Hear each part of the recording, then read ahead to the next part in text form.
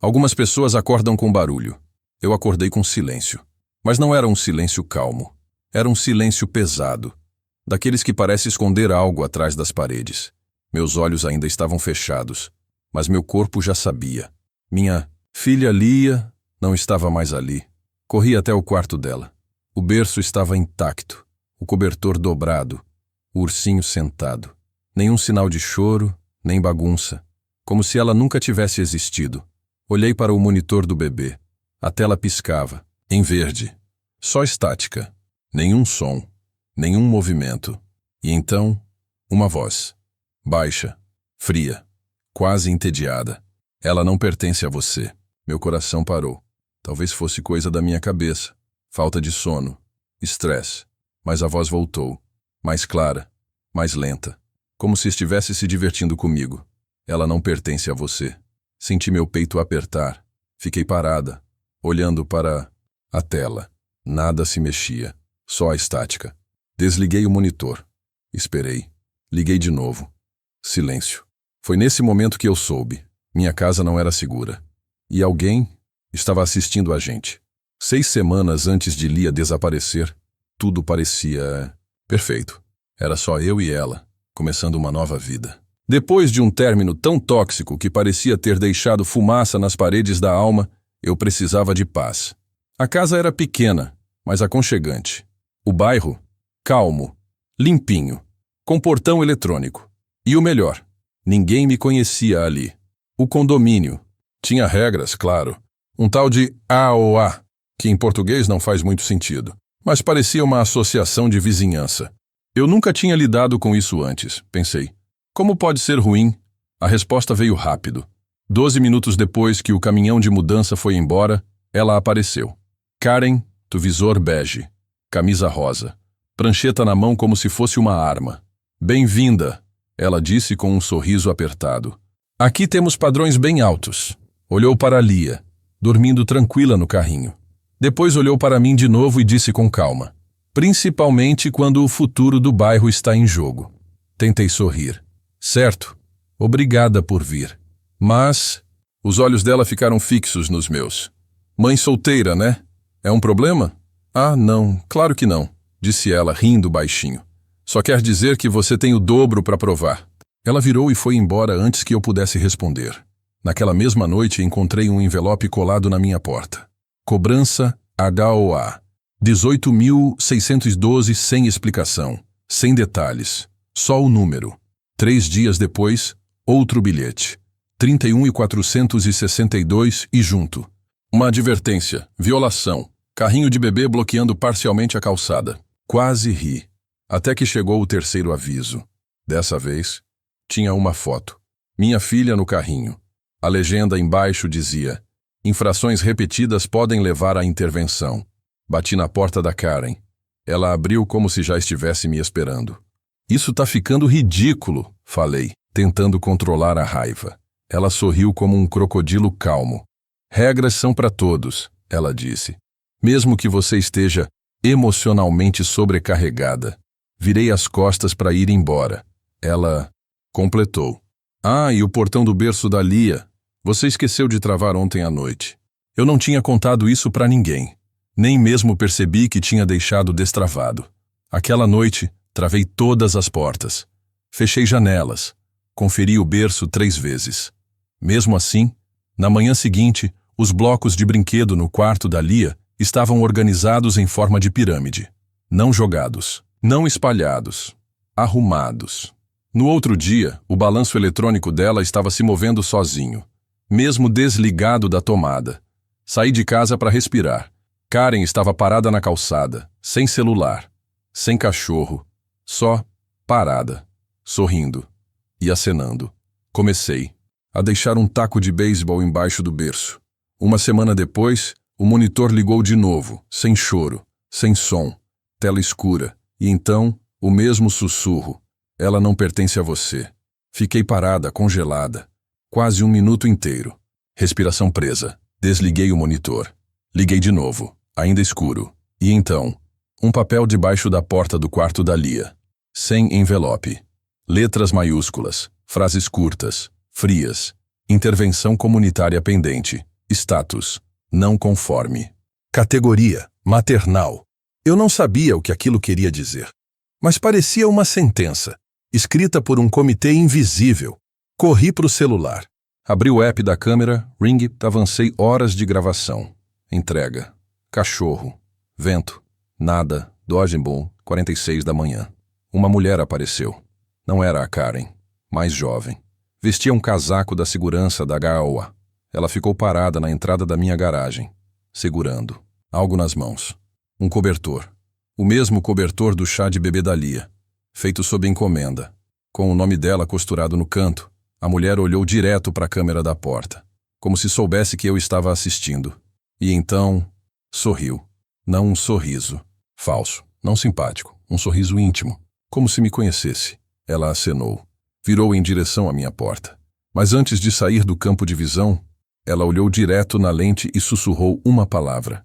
Meia-noite. Pausei o vídeo. Revi 5 vezes. Não era aleatório. Era um aviso, com hora marcada. Eu me arrependi de tudo, de ter me mudado, de ter confiado naquele bairro, de ter deixado aquele técnico entrar dias atrás. Sim, lembrei disso agora. Um homem apareceu na porta, dizendo ser da manutenção da HOA. Disse que precisava verificar os detectores de fumaça. Eu deixei ele entrar. Parecia rotina. Mas ele andou por todos os cômodos, menos a cozinha, a única sala sem janelas. Meu estômago virou. Eles já tinham entrado. Eles estavam preparando tudo. Naquela noite, a casa estava quieta demais.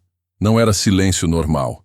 Era um silêncio que escondia alguma coisa, sem barulho, sem vento, sem o ruído do monitor. Só um ar parado, pesado, que grudava na pele. Sentei, na cama, coração acelerado. Algo estava errado, muito errado. Peguei o celular, morto, sem bateria. Olhei para o monitor. Tela preta. Nem pensei. Corri. Bati no batente da porta com tanta força que machuquei o ombro.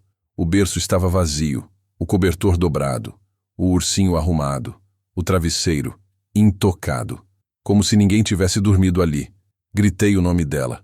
Lia! Lia! Nada. Revirei a casa, abri todos os armários, levantei almofadas, olhei debaixo das camas.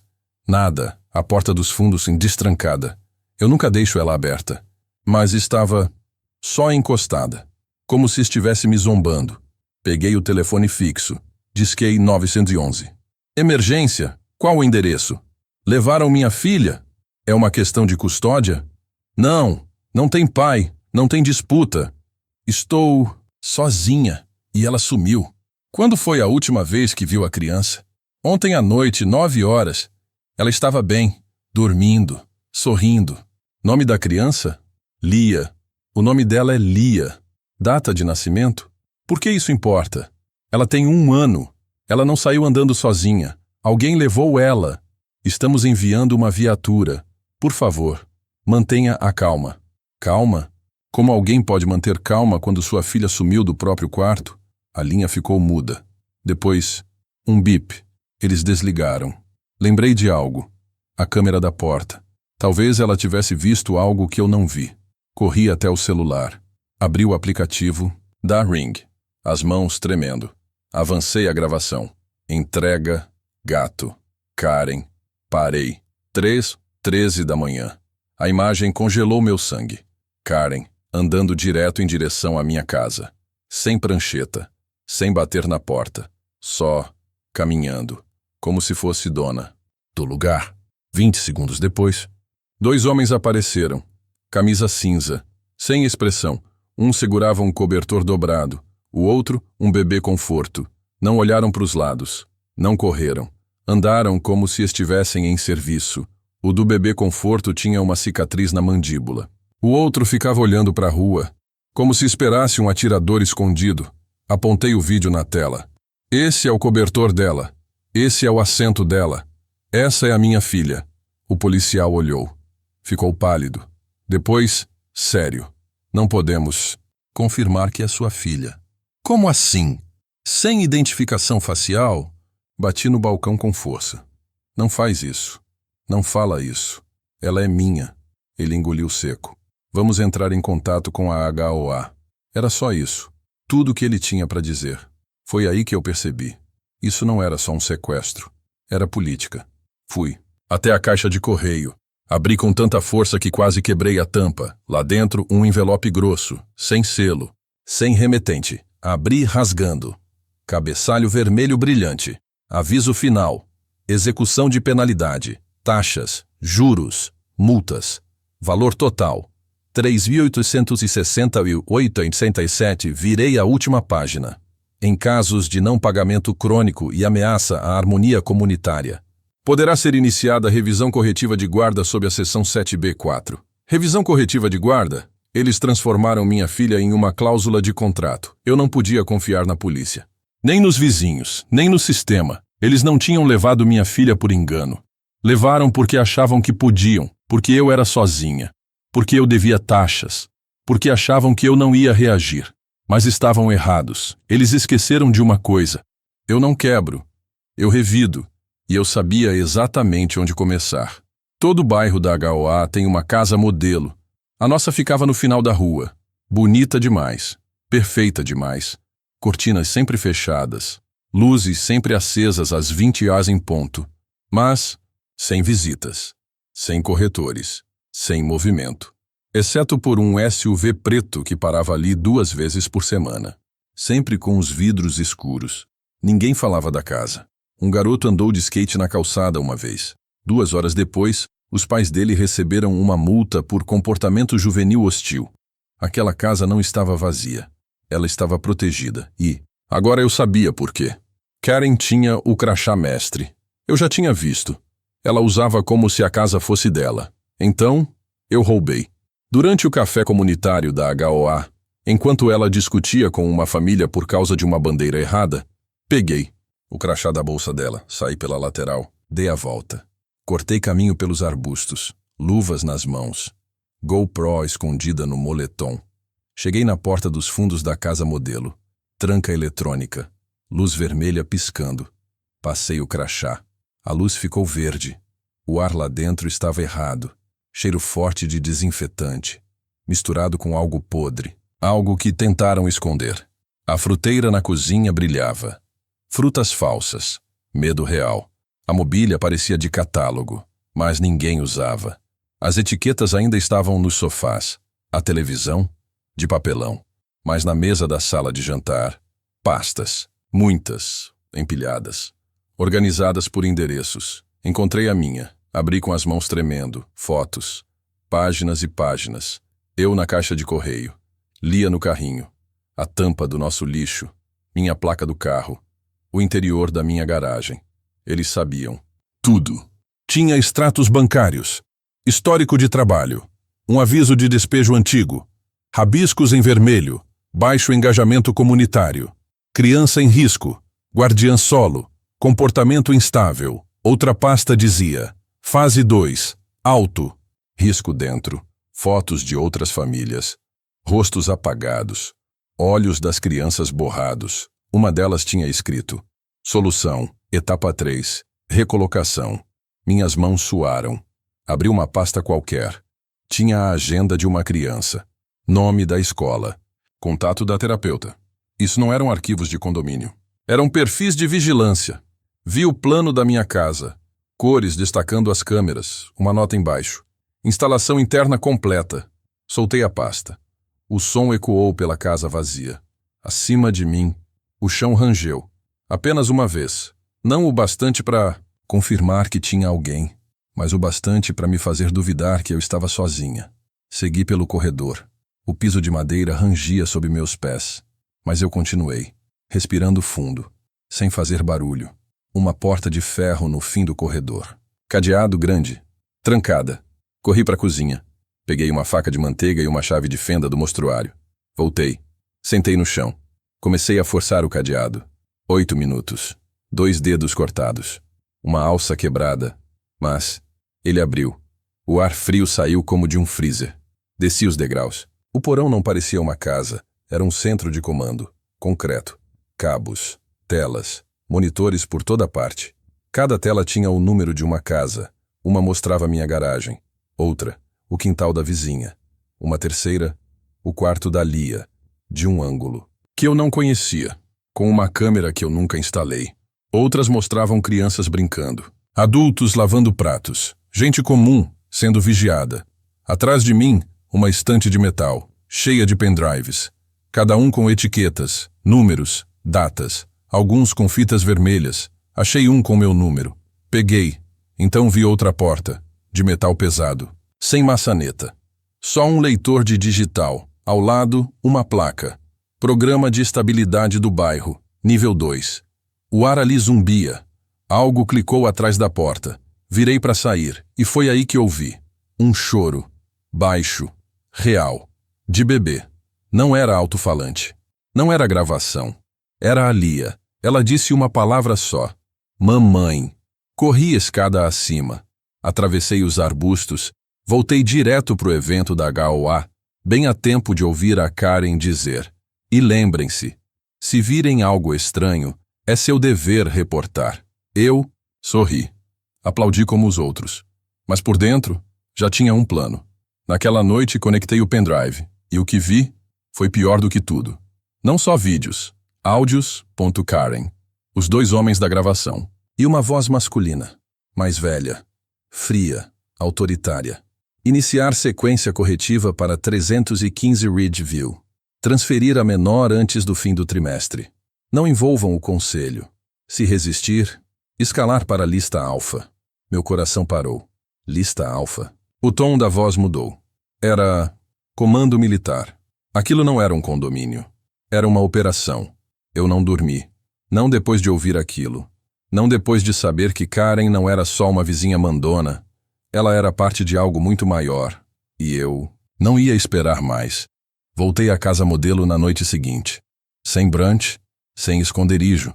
Só eu, um pé de cabra e um passe mestre roubado. Dessa vez, entrei pela frente. O ar ainda estava limpo demais, frio demais, com cheiro de água sanitária. E segredo. Fechei a porta atrás de mim. Desci direto pro porão. Liguei os monitores. Todas as casas. Todos os quintais. Todas as crianças. Uma das telas mostrava uma criança. Não era Lia. Outro berço. Outro móvel. Mas o mesmo cobertor. Mesma dobra. Mesmo padrão. A mesma etiqueta.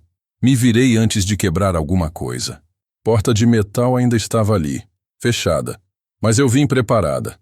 Tirei do bolso um frasco de álcool gel. Cheio de talco. Polvilhei o leitor de digital. Bati uma vez. Duas. Forte. A luz piscou. Arranquei a tampa com o pé de cabra. Puxei os fios expostos. Clique. A porta abriu. E o que tinha além não era um quarto. Era um corredor. O corredor era cinza, liso, sem marcas. Nada de quadros. Nada de janelas. Nem mesmo uma saída de emergência. Só concreto frio e um zumbido leve vindo dos ventiladores no teto. Passei por duas portas trancadas. Uma tinha teclado numérico. A outra, um interfone com luz vermelha piscando. Pareciam parte de um bunker, não de uma casa. E eu comecei a perceber. A HOA não era só um grupo de regras chatas.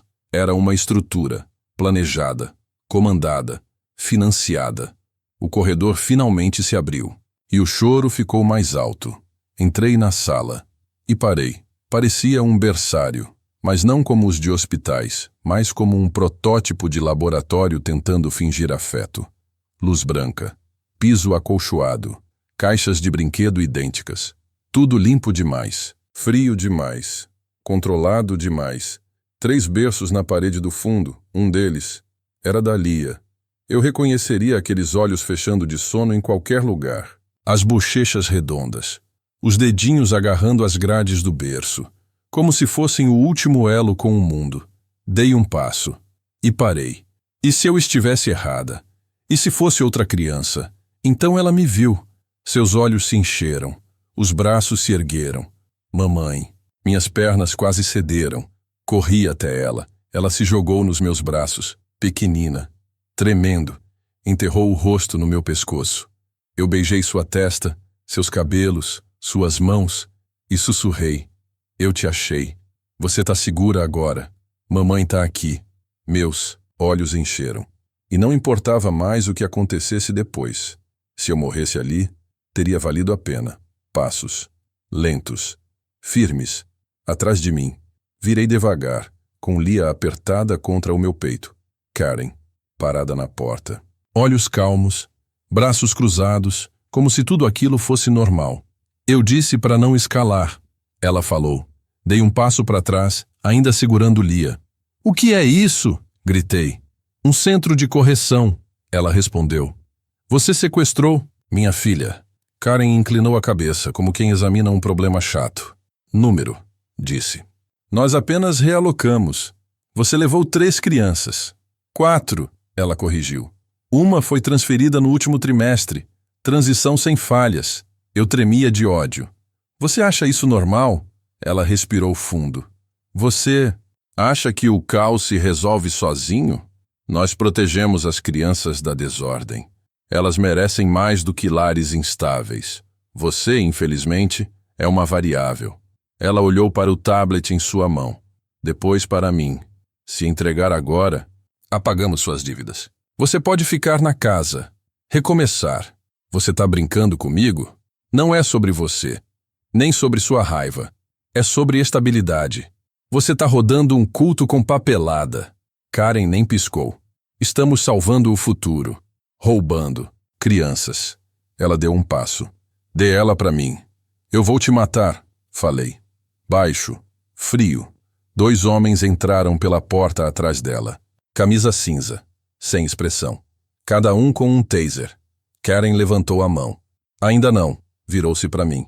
Última chance. Eu balancei a cabeça. Ela não entendeu. Mas eu entendi. Eles não iam parar. Mas eu também não. Os 2 homens avançaram. Segurei Lia com um braço. E com o outro, levantei o pé de cabra. Bam! A barra de ferro acertou o primeiro no peito. Ele caiu como roupa suja no chão. O segundo veio com o taser. Me atingiu de raspão. O choque queimou, mas eu não.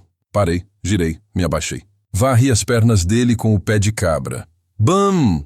Ele caiu de costas, tentou agarrar minha blusa. Me soltei, deixei o moletom para trás. Corri. Alvo em fuga! Ele gritou. Karen respondeu. Escalonamento aprovado. Não esperei mais. Corri pelo corredor com Lia no colo, apertada contra mim. Respiração quente no meu pescoço. Pé de cabra na outra mão. Subi as escadas. 3 passos atrás, eu ouvia os passos deles. Tranquei a porta do porão. Peguei um banquinho da decoração falsa. Empurrei embaixo da maçaneta. Ele segurou. Corri pela cozinha. Acertei a porta da frente com o ombro. Ela abriu. A rua estava escura, fria, mas eu não parei. Atravessei correndo. Me escondi atrás de um carro. Lia chorava baixinho. Meus braços queimavam de cansaço. Espiei por cima do capô. Porta da casa modelo se abriu. Karen saiu. Sozinha. Mas então, um SUV apareceu. Não era o mesmo de antes. Este tinha faróis apagados. Silencioso. 3 pessoas desceram. Uma com uniforme tático. Outra com uma prancheta. E a terceira, com distintivo de xerife preso no cinto. Mas nenhum deles olhou para Karen. Eles olharam direto para mim. Eu não esperei. Não ia descobrir se o xerife era de verdade, ou só mais uma peça do jogo deles. Corri, atravessei o jardim da vizinha. Entrei pela lateral da minha casa. Tranquei a porta. Empurrei uma cadeira embaixo da maçaneta. Fechei todas as janelas. Lia tremia, mas ela não chorava mais. Ela só me olhava, como se soubesse, como se sentisse que aquilo ainda não tinha acabado. Naquela noite eu não chamei a polícia. Não postei nada. Não gritei no fórum do bairro. Isso não era mais sobre regras. Era sobre sobrevivência. Eles queriam silêncio, mas o que iam encontrar era barulho. Minha irmã, Fernanda, aquela que dizia que eu era paranoica, veio. No dia seguinte, de preto, sem sorrisos, com um distintivo federal no bolso, ela não fez perguntas. Ela só disse, me mostra tudo. Eu mostrei. Os vídeos, os áudios, o pendrive, a casa modelo, a câmera escondida no quarto, a voz que dizia, realoque-a silenciosamente. Ela respondeu só com 3 palavras. Isso é federal. Fernanda não perdeu tempo. Ela pegou um bloco, uma caneta e começou a anotar nomes, lugares, placas, vozes. Vamos abrir o caso na seção 241, título 18, Conspiração contra Direitos. Karen virou organizadora primária. Conselho da Gagoa, cúmplices. E a voz masculina da gravação, Supervisor X. Fernanda mandou a gravação para análise de voz. O resultado voltou. Positivo. A voz pertencia a um ex-assessor legal do juiz de custódia do meu processo, 2 anos atrás. Investigamos os documentos da HOA. A empresa mãe não era uma imobiliária. Era uma ONG falsa com conexões em Washington. DC, Grupo de Lobby, Arizona. Centro de Adoção Alternativa, Flórida. Licença de empreiteiro falso. Eles não tinham permissão legal para operar em lugar nenhum. Em 48 horas, 3 agências estavam envolvidas. Departamento de Justiça, Divisão de Direitos Civis FBI, Crimes Cibernéticos DHS. Inspeção de instalações, mas não podíamos esperar. Fernanda entrou com uma ordem de proteção emergencial para Lia. Pediu o congelamento temporário do acesso da HOA à nossa propriedade. E então, ela imprimiu 25 cópias da transcrição do pendrive. Fomos para a próxima reunião do conselho da HOA. Sala comunitária, paredes pastéis, cadeiras de plástico, água mineral. Karen estava lá. Prancheta no colo, sorriso no rosto. O resto do conselho, mexendo nos celulares. Falando sobre jardinagem, até a gente entrar. Eu, Fernanda e 2 agentes federais, armados. O salão ficou mudo. Por um segundo eu pensei, e se eu estiver errada? E se juntei pedaços de uma loucura e criei um monstro que não existe? Mas, então Fernanda deu play. A sala ouviu. Iniciar sequência corretiva para 315 Ridgeville. Transferir a menor antes do fim do trimestre fiscal. Realoque-a silenciosamente. Não envolva o conselho. Se resistir, escale para a lista alfa. Silêncio. Nem um celular vibrando. Nem um pigarro. A única coisa que se mexeu foi uma garrafinha de água, caindo de uma cadeira e rolando pelo chão. Karen não reagiu, mas a mão dela apertou a prancheta como se fosse uma arma. Fernanda deu um passo à frente. Isso agora é uma investigação federal. Começou a distribuir pastas. Dentro, rostos de crianças, berços, ponto-códigos, em vez de nomes. Um dos membros do conselho começou a chorar. Outro levantou e saiu em silêncio. Karen ficou parada, olhos firmes nos meus. Até Fernanda perguntar. Você nega que essa é sua voz? Silêncio. Você tem direito ao silêncio, disse Fernanda. Mas não por muito tempo. Karen respirou fundo. Olhou para todos. E então disse, sem emoção. Vocês acham que salvaram sua filha, mas colocaram todos em risco. Esse sistema mantinha seu mundo estável. Agora, vocês são só mais uma mãe endividada gritando para câmeras que já não escutam. Ela olhou para os outros.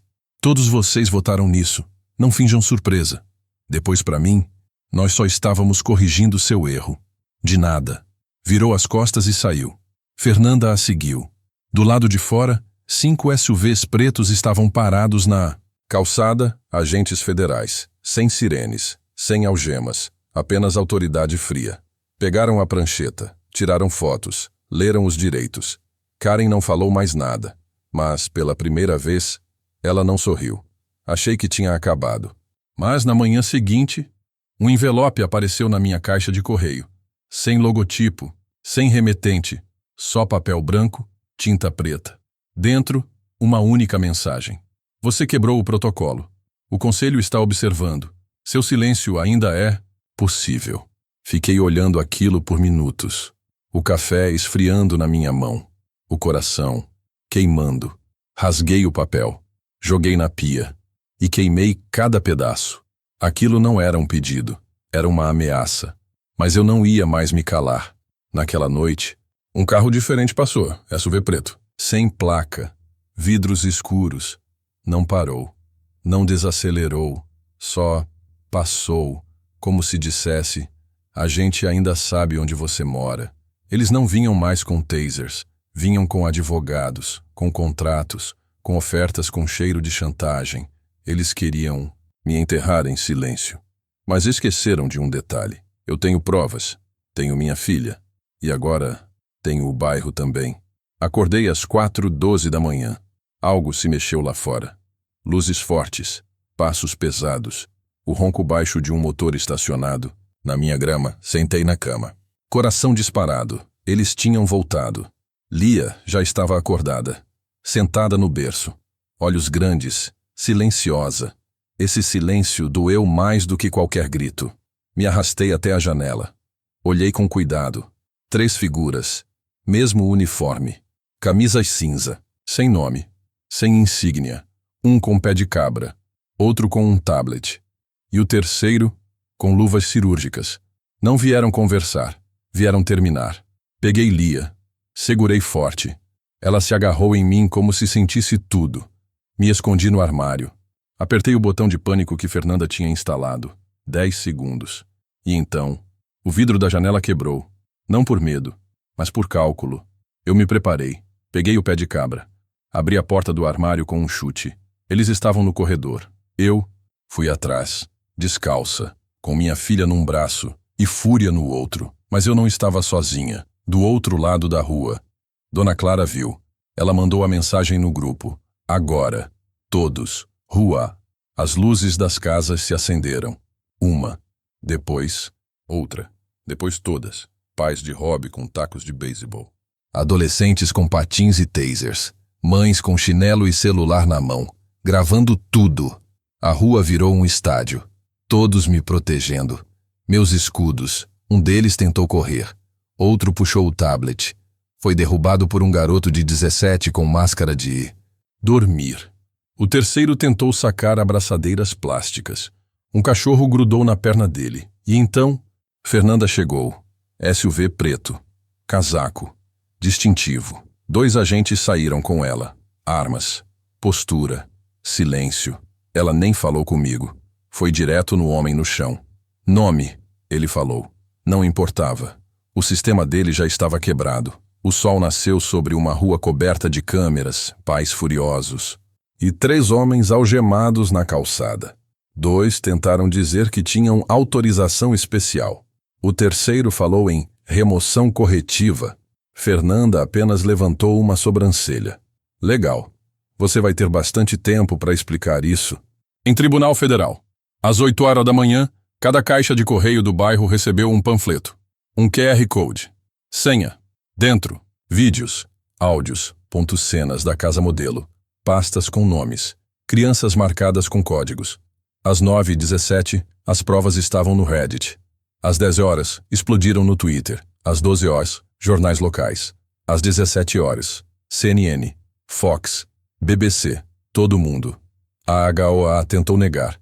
Disse que foi hackeada. Que os vídeos eram montagem. Não colou. Um membro do conselho foi doxado em 2 horas. Outro perdeu o emprego no escritório de advocacia antes do jantar. A empresa de administração da HOA cortou laços ao vivo, numa call no Zoom. À meia-noite, o governador postou um comunicado. A autoridade parental é inegociável. O que aconteceu aqui está sob revisão federal. Processos coletivos se multiplicaram em 24 horas. Pais de outros estados encontraram linguagens parecidas em suas próprias HOAs. Alguns acharam os mesmos QR Codes colados discretamente sob seus tapetes. Isso não era um caso isolado. Era uma rede Karen. Não apareceu em nenhuma audiência. Não respondeu a intimações, mas deixou uma mensagem. 2 semanas depois da queda, uma caixa apareceu na minha varanda. 2 semanas depois, uma caixa apareceu na minha varanda. Sem nome, sem selo, sem som. Eu já sabia. Era dela. Abri com luvas. Câmera ligada. Coração frio. Dentro, o monitor da Lia. E um bilhete, escrito à mão. Mesma letra dos avisos da HOA. Mesma pressão. Mesmo veneno. Você pode ficar com ela agora. Ela foi marcada. Abaixo, escrito em lápis bem fraco. Você nunca encontrou os outros. Não. Chorei. Não tremi. Não mostrei para Lia. Entreguei tudo para Fernanda. Ela catalogou como evidência. Depois nós queimamos. A HOA foi dissolvida. A casa modelo, condenada. Toda a rua foi rebatizada por voto da cidade. Hoje ela se chama Rua Liberdade. Eu não fui à cerimônia. Mas semanas depois, passei em frente à antiga casa, janelas pregadas, gramado morto, porão lacrado. Mas, quando olhei de novo, Uma luz vermelha piscou, como uma câmera reiniciando. E depois, silêncio. Porque sistemas assim não morrem quando a gente quebra os operadores. Eles se adaptam. Eles se escondem. Eles esperam. E em algum lugar, alguém está imprimindo a próxima prancheta, instalando a próxima câmera, escrevendo o próximo código. Mas se eles voltarem, se tentarem apagar outra criança, outra mãe, outra voz, que venham prontos, porque agora o bairro inteiro está acordado e a gente não está esperando permissão.